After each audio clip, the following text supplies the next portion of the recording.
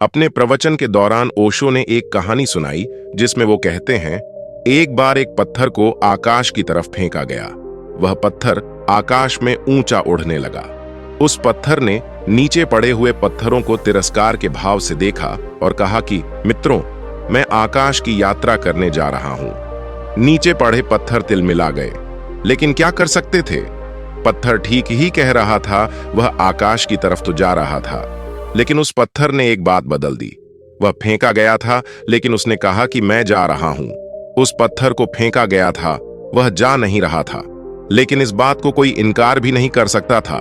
वह जाकर महल की कांच की खिड़की से टकराया। कांच चकनाचूर हो गया। अब यह बिल्कुल स्वाभाविक है कि कांच और पत्थर टकराए तो कांच चकनाचूर हो जाएगा। लेकिन पत्थर ने कांच के टूटे टुकड़ों से कहा, पागलों, तुम्हें पता नहीं है मैंने कितनी बार घोषणा की है।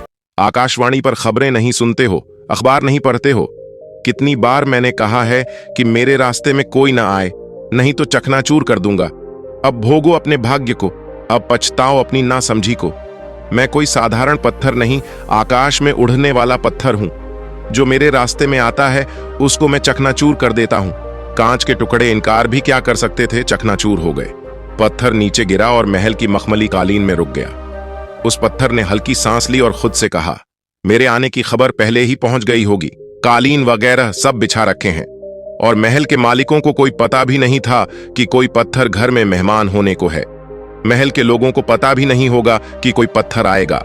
लेकिन पत्थर ने अपने मन में कहा कि धन्यवाद, बहुत भले लोग मालूम होते हैं, मेरे स्वागत में कालीन बिछा रखे हैं। ऐसा हो भी क्यों ना, आखिर मैं कोई साधारण पत्थर जो क्या हूं, आकाश में उड़ने वाला पत्थर हूं।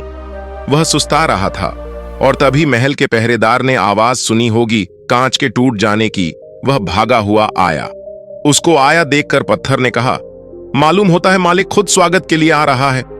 नौकर ने आकर पत्थर को हाथ में उठाया फेंकने के लिए, लेकिन पत्थर ने हाथ में आकर कहा, धन्यवाद, धन्यवाद, बहुत धन्यवाद। मालूम होता है मालिक हाथ में लेकर प्रेम जता रहा है, स्वागत जता रहा है। नौकर को क्या पता पत्थर की भाषा। उसने पत्थर को वापस फेंक दिया। पत्थर जब वापस गिरने लगा तो उस पत्थर ने कहा, घर की बहुत याद आती है, मित्रों की बहुत याद आती है, होम सिकनेस मालूम होती है, महलों में मन नहीं लगता, अपने जो झोपड़े हैं वहीं बहुत आनंददायक है। कहां अपनी मातृभूमि और कहां पराए महल। होंगे तुम्हारे महल तुम्हारे काम के, लेकिन मैं जाता हूं। वह भेजा जा रहा था, लेकिन वह कहने लगा, मैं जा रहा हूं। जब वापस गिरने लगा अपनी पत्थरों के ढेरी पर, उसने कहा, मित्रों, मैं वापस लौट आया हूं।